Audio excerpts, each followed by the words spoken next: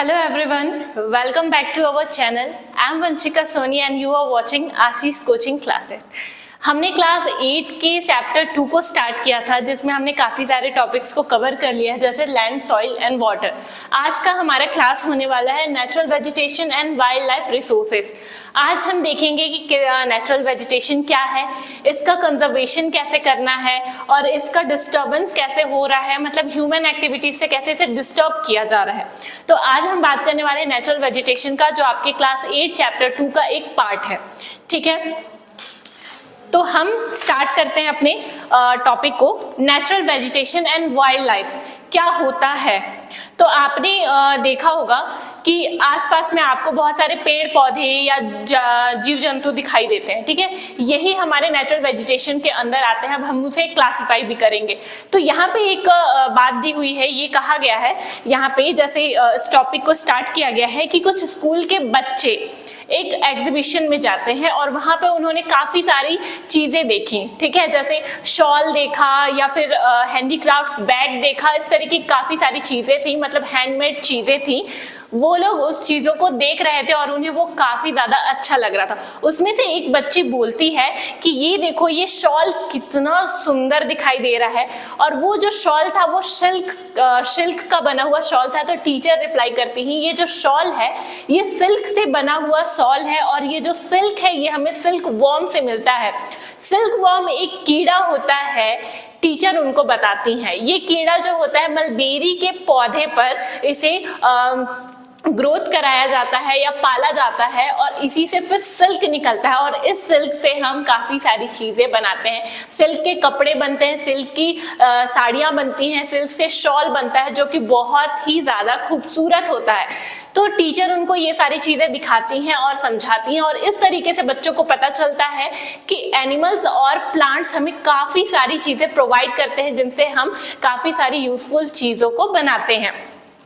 ठीक है, तो डेली लाइफ में हम काफी सारी ऐसी चीजें यूज करते हैं जो प्लांट गिफ्टेड होता है या एनिमल गिफ्टेड होता है, एनिमल्स या प्लांट से हमें मिलता है। ठीक है, नेचुरल वेजिटेशन क्या है? अगर मैं बेसिकली नेचुरल वेजिटेशन की बात करूं तो natural vegetation and wild life exist only in the narrow zone of contact between the lithosphere and hydrosphere and atmosphere that we call biosphere. ठीक है, हम नेचुरल वेजिटेशन की बात करते हैं। नेचुरल वेजिटेशन है ये हमारे अर्थ पे लिथोस्फेयर, हाइड्रोस्फेयर और एटमॉस्फेयर, ठीक है, जलमंडल, थलमंडल और भूमंडल, इन तीनों के बीच में एक नैरो कांटेक्ट बनता है, और इन्हीं तीनों के बीच का जो लेयर है जिसमें हमारा वेजिटेशन होता है, दैट मीन्स कि एटमॉस्फेयर, लिथोस्फेयर एंड हाइड्रोस्फेयर तीनों मिलके हमारे वेजिटेशन और प्लांट्स या वेजिटेशन के लिए क्या होते हैं, हेल्पफुल होते हैं, या फिर यही जिम्मेदार होते हैं।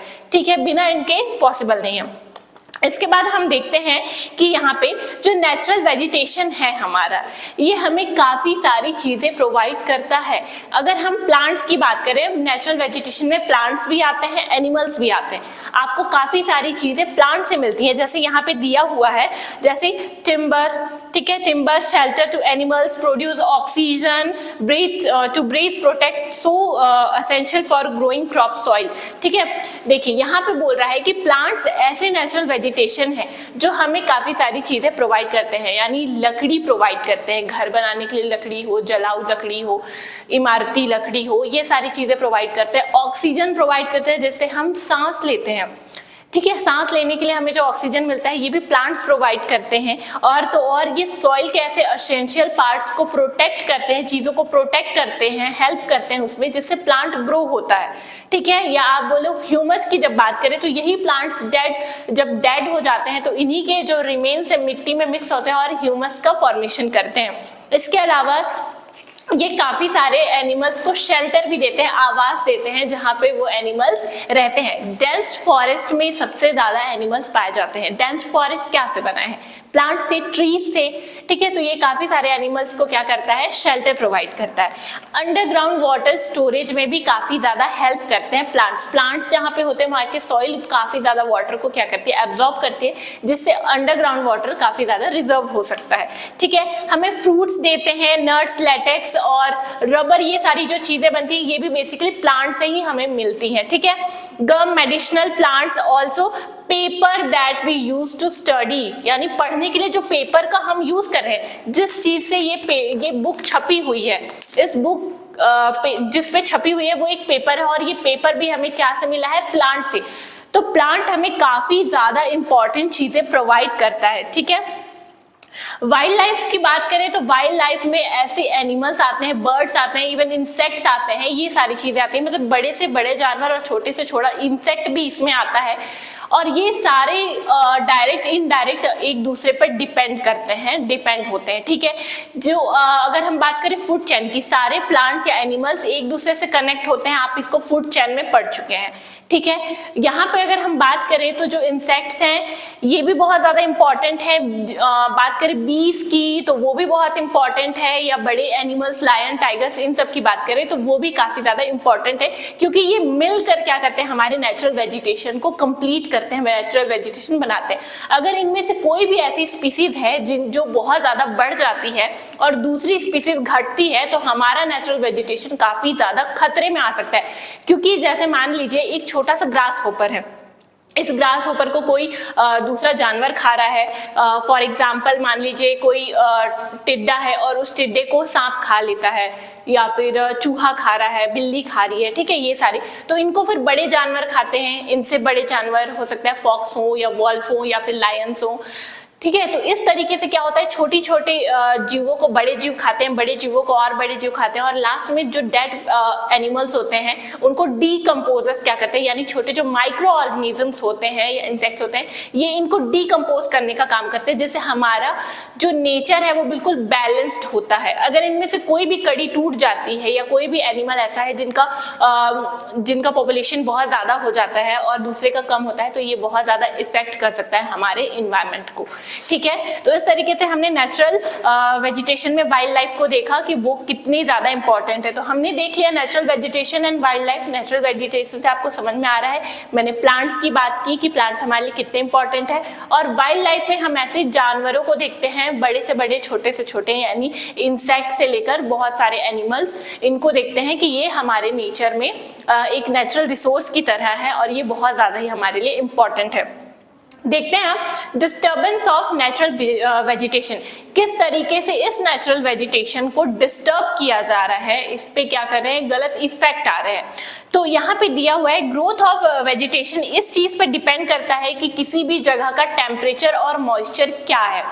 नमी और तापमान, ये दो चीजें बहुत ज्यादा इंपॉर्टेंट है किसी जगह पे वेजिटेशन को ग्रोथ कराने के लिए। आप देखते होंगे कि हर जगह पे एक ही टेम्परेचर और मॉइस्चर नहीं होता है, बट जिस जगह पे टेम्परेचर और मॉइस्चर बहुत ज्यादा होता है वहां पे बहुत लंबे पेड़ और डेंस फॉरेस्ट होते हैं, वहां पे घने जंगल होते हैं और उन ट्रीज की लंबाई काफी ज्यादा होती है। जहां पे बारिश ज्यादा हो रही है, जहाँ का टेम्परेचर ज्यादा है।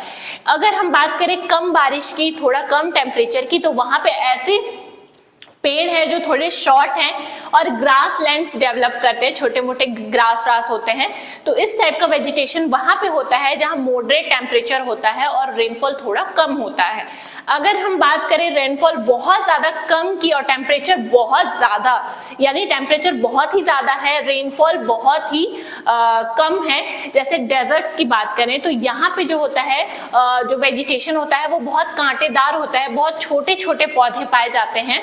और ऐसे पौधे जैसे आपने कैक्टस देखा होगा, तो यहाँ पे जो पौधे होते हैं श्रब्स होते हैं, ये बहुत छोटे होते हैं हाइट में, और इनकी जो पत्तियां होती हैं ये कांटों में कन्वर्ट हो जाती हैं, थ्रोन्स में कन्वर्ट हो जाती हैं, क्योंकि आपने पढ़ा है प्लांट में छोटे छोटे छेद होते हैं जिन्हें हम स्टोमेटा बोलते हैं।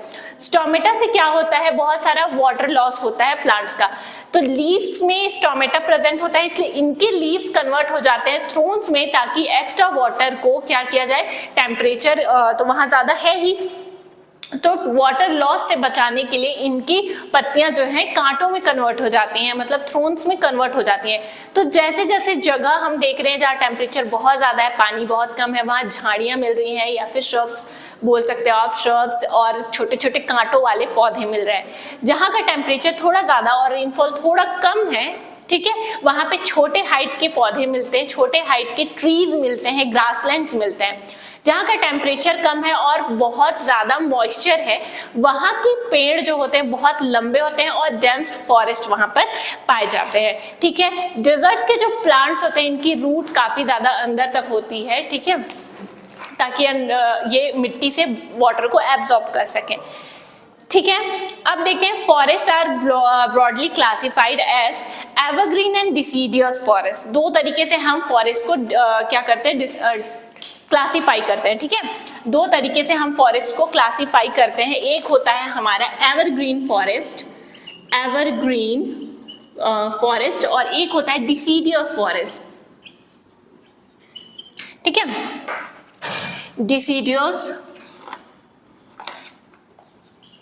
डिसीडियस फॉरेस्ट, ठीक है। एवरग्रीन फॉरेस्ट और डिसीडियस फॉरेस्ट क्या होता है? एवरग्रीन फॉरेस्ट वो फॉरेस्ट होते हैं जिनकी पत्तियां हमेशा पेड़ों पर लगी हुई रहती है, मतलब ये कोई स्पेशल सीजन में अपनी पत्तियों को नहीं गिराते हैं। आपको इनमें हमेशा ये एवरग्रीन आपको दिखाई देंगी, इनमें हमेशा पत्तियां दिखाई देंगी। जो पत्तियां डेड होते जाती हैं वो बारी बारी गिरती जाती हैं, मतलब ऐसा कभी नहीं होता है कि आपको पूरी पेड़ पर एक भी पत्ती दिखाई ना दे, ठीक है।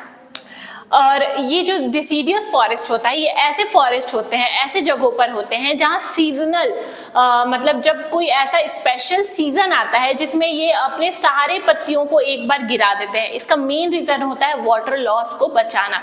जब आप जिस एरिया में हैं, मान लीजिए हम जिस एरिया में रहते हैं, अगर हम यहाँ की बात करते हैं तो यहाँ पे ऐसा क्लाइमेट है जहाँ गर्मी में जब बहुत ज़्यादा टेम्परेचर बढ़ता है तो यहाँ की जो पेड़ पौधे हैं ये क्या करते हैं, अपनी सारी पत्तियों को गिरा देते हैं जिससे वाटर लॉस को बचाया जा सके, ठीक है। तो ये डिसीडियस फॉरेस्ट में आते हैं जो एक कोई स्पेशल सीजन में अपनी सारी पत्तियों को गिरा देते हैं और फिर कुछ टाइम बाद ही ये क्या होते हैं, हरे भरे हो जाते हैं,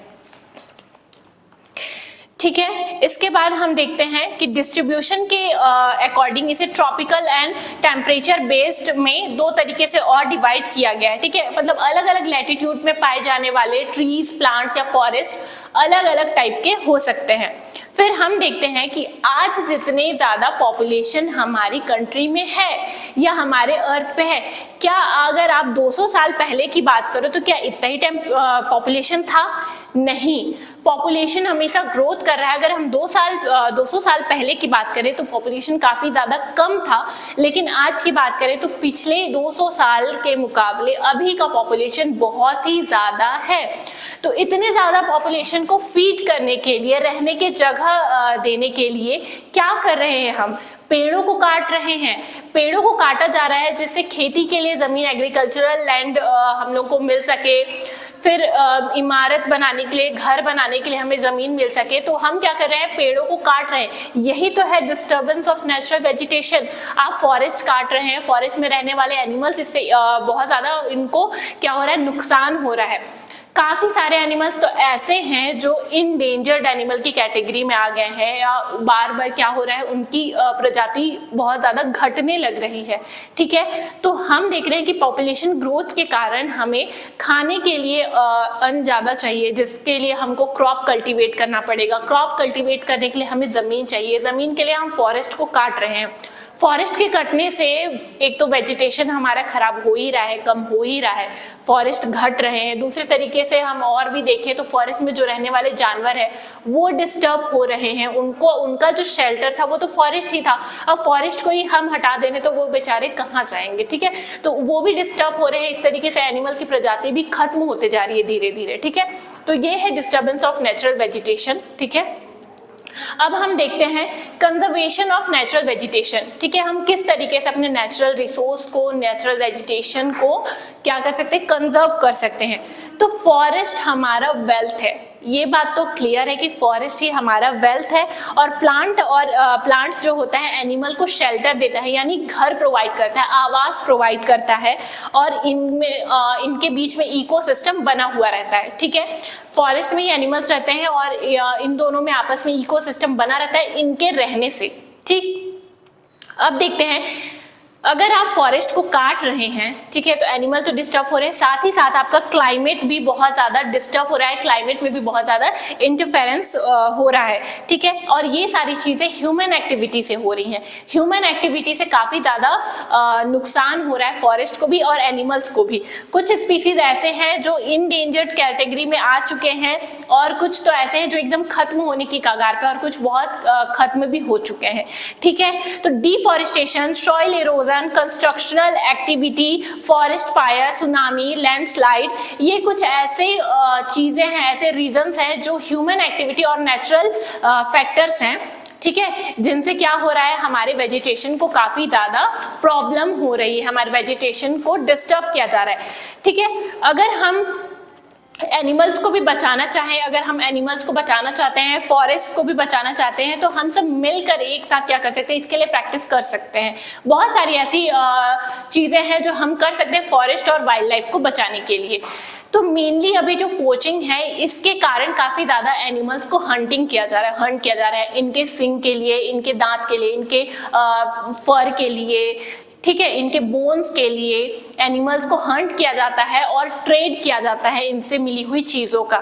तो अभी गवर्नमेंट ने काफी सारी चीजों पर बैन लगा दिया है, लेकिन हमको भी इसके लिए सतर्क रहना है कि आसपास की ऐसी किसी भी चीज, ऐसी कोई भी हरकत देखते हैं तो हमें क्या करना है, कंप्लेन करना है पुलिस में, ठीक है। तो इस तरीके से हम नेचुरल वेजिटेशन को बचाने की कोशिश कर सकते हैं। इसके अलावा बहुत सारे ऐसे गवर्नमेंट की साइड से भी एक्टिविटीज होती हैं जिससे नेचुरल वेजिटेशन को प्रोटेक्ट किया जा रहा है, जैसे wild national parks, wild life sanctuaries, biosphere reserves, ये कुछ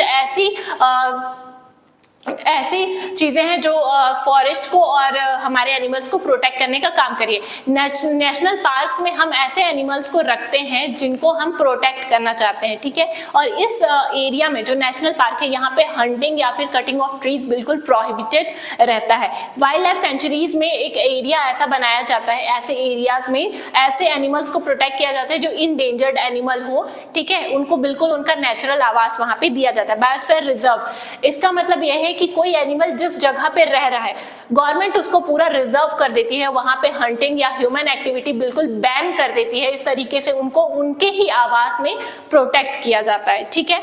तो ये कुछ ऐसे तरीके हैं जो गवर्नमेंट अपने साइड से कर रही है, ठीक है।